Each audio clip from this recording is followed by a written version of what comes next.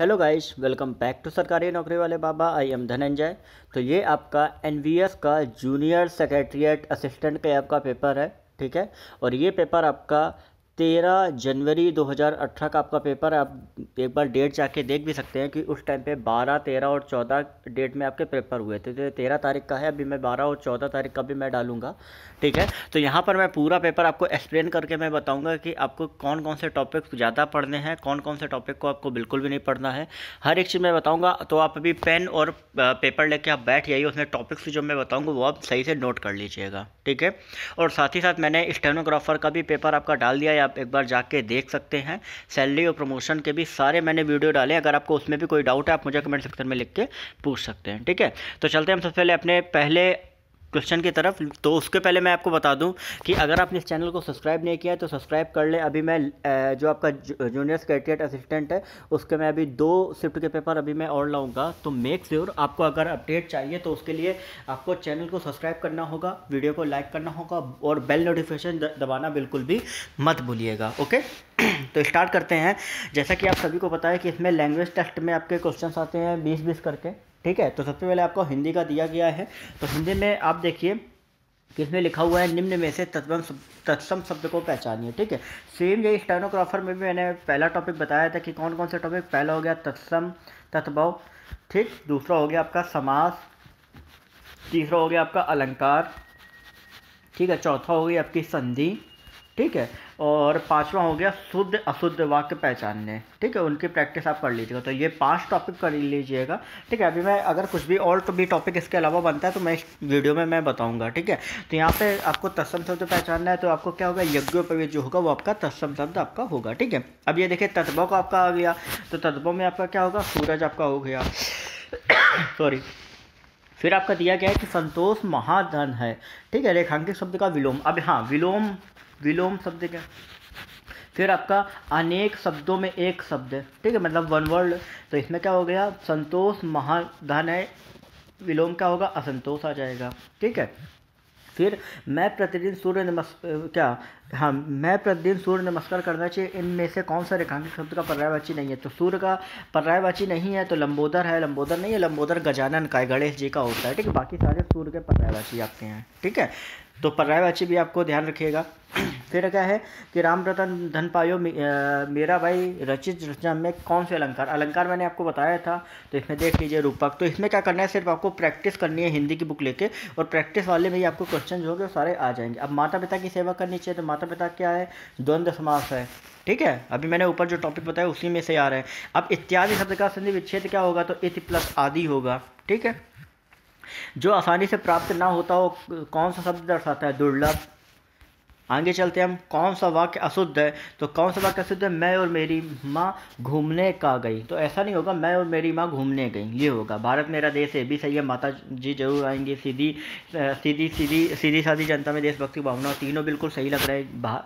ये आपका मैं और मेरी माँ आपका घूमने गई, ये होगा, ठीक है।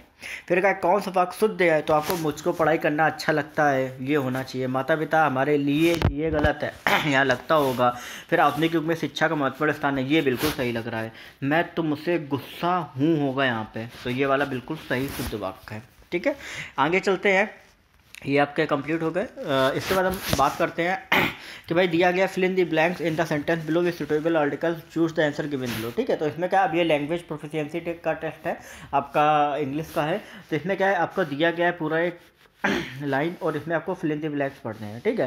तो इसमें क्या है कि इसके लिए इंग्लिश में ध्यान रखिए कि आपको कुछ चीज़ें पढ़नी है। जैसे मान लो प्रीपोजिशन, प्रीपोजिशन छोड़ दीजिए, जो आपकी पार्ट ऑफ स्पीच होती है, नाउन, प्रोनाउन, वर्ब, एडजेक्टिव, उनको आप एक बार पूरी तरीके से पढ़ लीजिए। और आप कौन सी बुक पढ़ोगे, एक आती है book mirror of common error, जो जितने भी एसएससी की तैयारी कर रहे होंगे उनको ऑलरेडी ये पता होगी। ये बुक जमाने से चली आ रही है, और अगर इस बुक में आपने सही से पढ़े हैं तो इसमें आपको पूरा आपको एक्सरसाइज वाइज आपको सारे आपको क्वेश्चन पार्ट ऑफ स्पीच में दिए गए हैं, ठीक है। तो एक बार इसको आप सॉल्व कर लीजिएगा, और साथ साथ इसमें फ्रेजल वर्ब वगैरह भी कुछ दी गई हैं, उनको भी एक बार अच्छे से पढ़ लीजिएगा। पीछे आपके प्रीवियस ईयर के सेट्स भी दिए गए, उनको भी एक बार सॉल्व कर लीजिएगा, उससे आपको बहुत एक डीप में नॉलेज मिल जाएगा, ठीक है। तो इसमें आपको भरना है कि किस तरीके से, जैसे इन यहाँ पे दा होगा, फिर आपका in the middle of the 18th century at around the US signing the declaration of independence a large flightless bird, ठीक है, बिकम एन एक्सटेंट ऑफ, ठीक है, एन आइसलैंड, ठीक है, इस तरीके से आपको भरना होगा।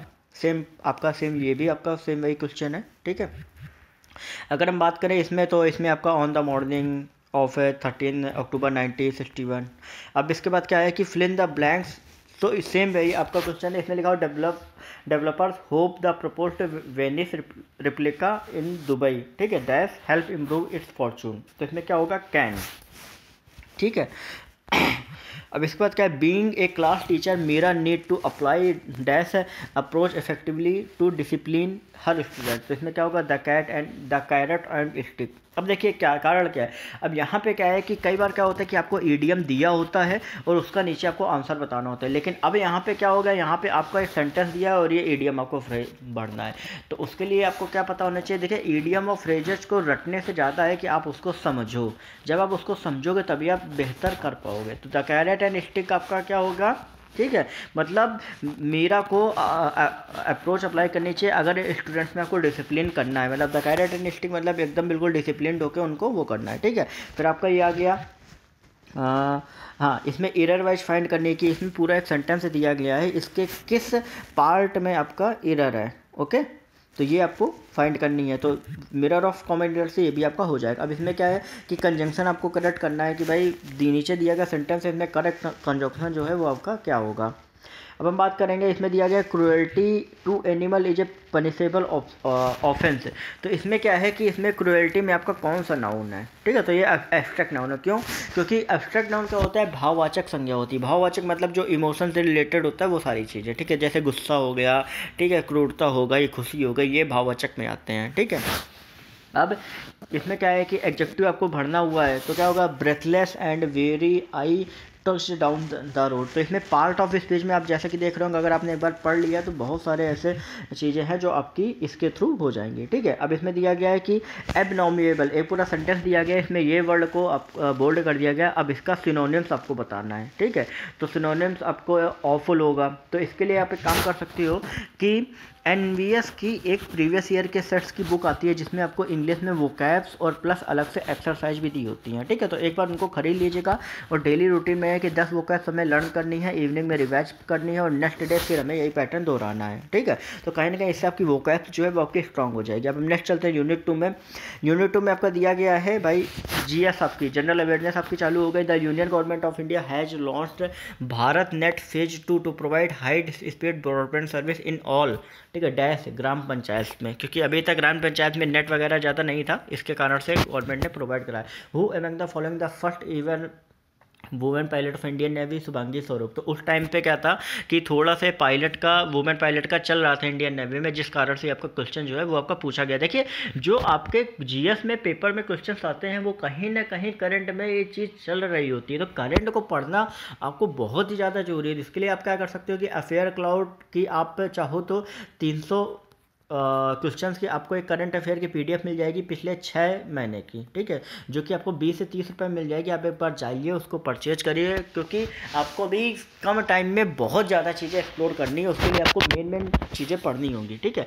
अब यहाँ पे हम बात करें कि what is the name of mobile app launch 23 नवंबर 2017 को कौन सी मोबाइल ऐप लॉन्च की गई थी, ठीक है, तो आपकी क्या थी, उमंग लॉन्च की गई थी। फिर हम नेक्स्ट हम आगे बढ़ते हैं, दिया गया painting of which of the following painter revolve around Purnadas, Mahabharata and Ramayana, तो राजा रवि वर्मा थे।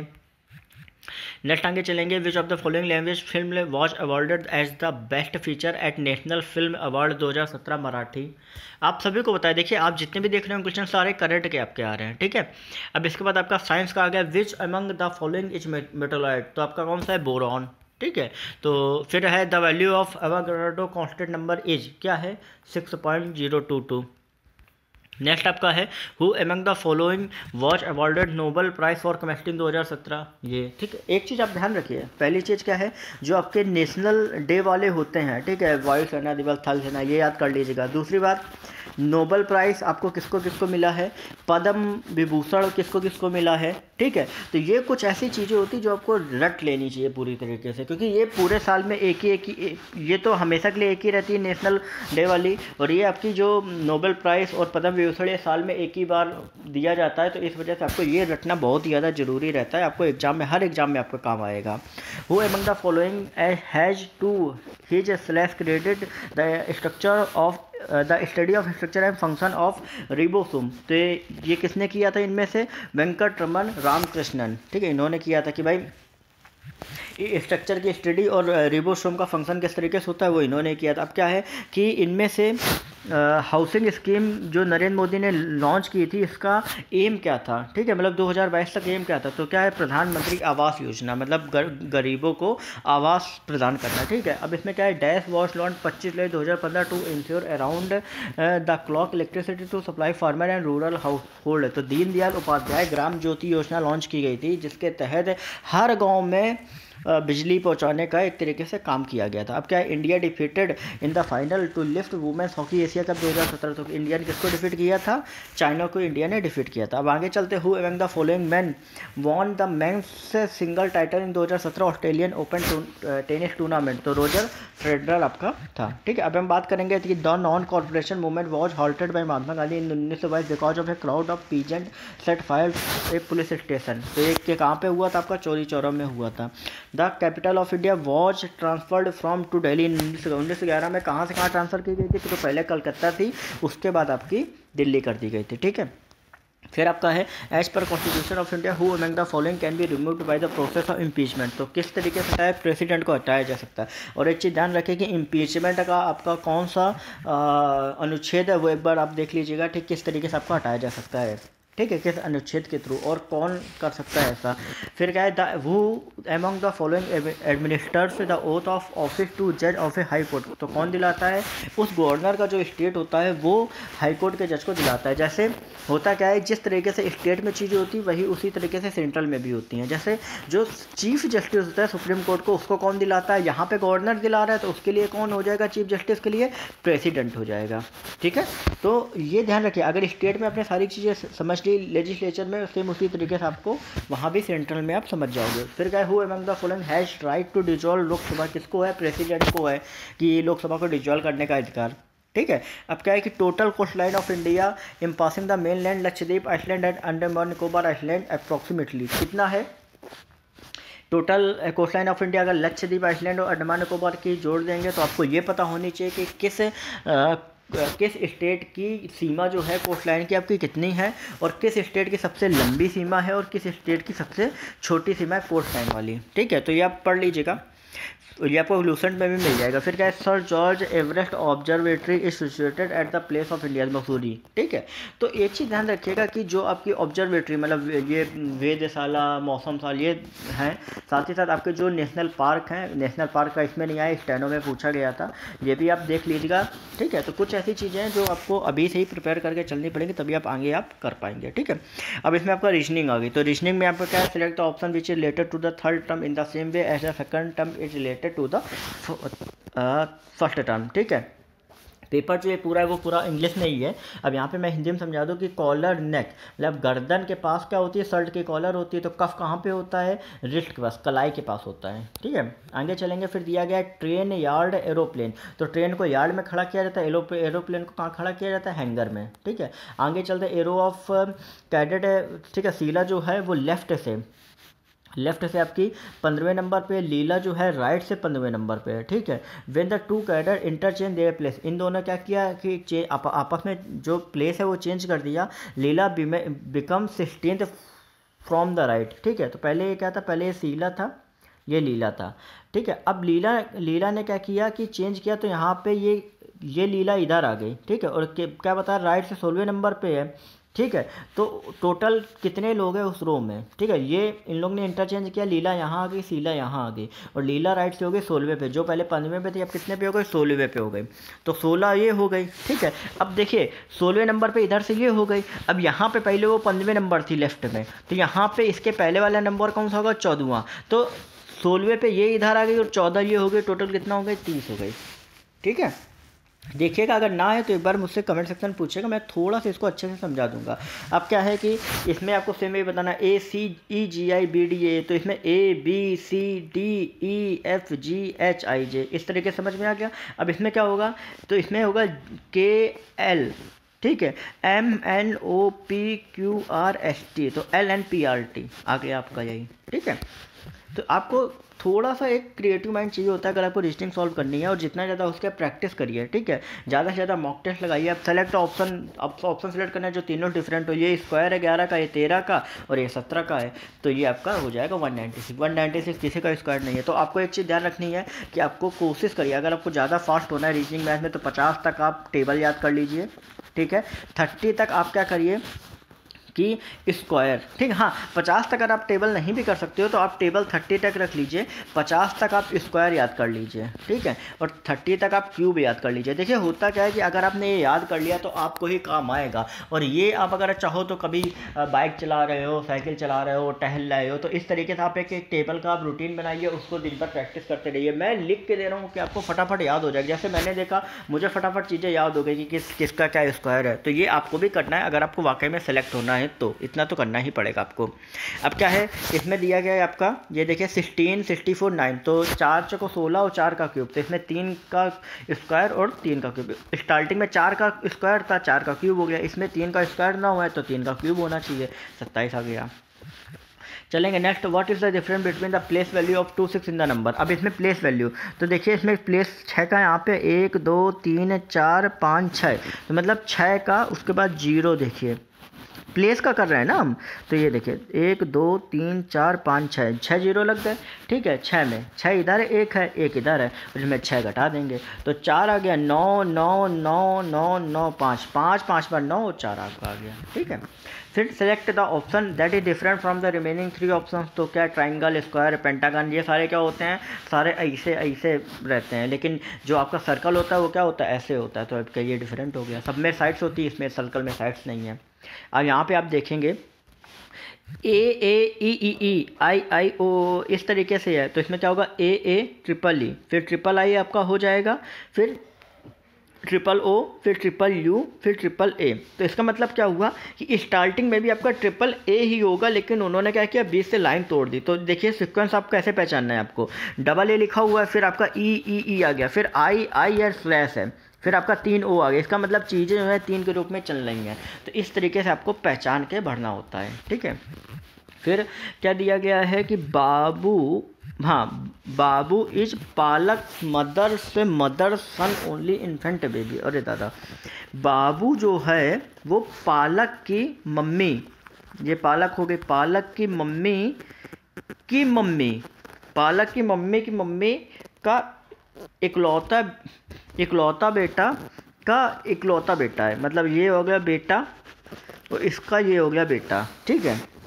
तो बापू का जो फादर है वो पालक से किस तरीके से रिलेटेड है, ठीक है। तो अगर हम इसको देखें तो इसकी मम्मी और इसकी मम्मी, इसका मतलब हो गया कि इसकी मम्मी और इनका मायका हो गया, ठीक है, और मायका होने के बाद ये हो गए इनके मामा। तो एक तरीके से देखा जाए तो ये इनके क्या हो गए, भाई हो गया, ठीक है। इनकी मम्मी ये भाई हो गया, और भाई होने के बाद ये हो गए बिटिया हो गई, ये वो हो गए, तो ये क्या हो गए, मामा हो गए जाके। बात समझ में आ गई कि नहीं आ गई, ठीक है। उसकी मम्मी की मम्मी क्या हो गई जाके, उस लड़के की नानी हो गई जाके, तो नानी का जो लड़का हुआ जाके वो लड़के क्या हुआ, मामा हुआ जाके। अब इसमें देखा गया कि सारे केक जो है वो डोनट्स हैं, और कोई भी डोनट जो है वो कुकी नहीं है, तो ये कुकी हो गई, ये आपका क्या हो गया, केक हो गया, ये डोनट्स हो गया। आप इस तरीके से करिएगा, तो सम डोनट्स आर केक, तो डोनट्स आपका क्या है, ये हैं, तो सम डोनट्स केक हैं, बिल्कुल सही बात है, ठीक है। नो केक इज कुकी, तो नो डोनट इज कुकी, तो नो केक इज कुकी, क्योंकि सारे केक डोनट्स हैं, तो जो दोनों है वो दोनों क्या है, सही है। इस तरीके से आप स्टेटमेंट को सॉल्व कर सकते हो। अब इसमें क्या है कि इसमें नेम और एड्रेस दिए गए हैं, और उसी तरीके से आपको पहचानना है कि कौन सा दिया गया है। तो ये बहुत ईजी क्वेश्चन होता है, एक बार आप इसको देख लीजिएगा, आप आसानी से कर लोगे, ठीक है। अब नेक्स्ट हम आगे चलते हैं। इसमें दिया गया है थोड़ा सा, एक सेकंड रुके, इसको मैं ऐसे कर देता हूँ, यस, तब आपको थोड़ा सा समझ में आ जाएगा, ठीक है। इसमें देखिए 8 7 151 6 5 ये, ठीक है। अब थोड़ा सा मुझे भी ऐसा लग रहा है कि थोड़ा ट्रिपिकल क्वेश्चन है, लेकिन थोड़ा सा अगर आप दिमाग से करोगे तो यहाँ पे एक चीज़ पाओगे कि 8 और 7 15, और 8 में से 7 गया 1, 6 और 5 11 और 6 में से 5 गया 1, 9 4 13 और 9 में से 5 गया 1। मतलब क्या है कि दो संख्याएं जो दी गई जैसे 8 और ये 7 दी गई, तो इन दोनों का एडिशन और उसके बगल वाला सब्ट्रैक्शन करना है। तो ऐसे ही 8 और 3 का, तो 8 और 3 11 और 8 में से 3 गया 5। आ गया आंसर। गुड, समझ में आ गया कि बात कि नहीं आ गई आप सभी को? ठीक है, आई थिंक मेरे हिसाब से कहाँ चला गया? ओए, हो ही नहीं रहा है, ओए आ नहीं रहा है।